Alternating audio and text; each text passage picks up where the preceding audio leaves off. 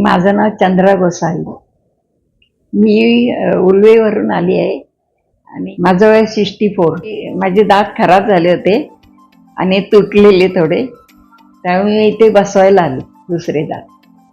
म्हणजे खायला नाही व्हायचं.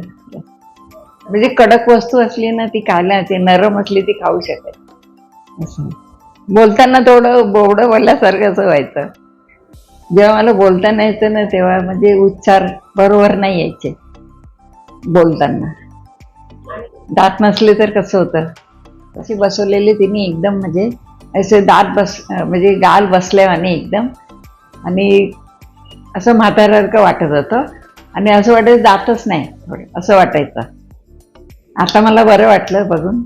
नाही, चांगले बसवले, एकदम छान बसवले, परफेक्ट बसवले.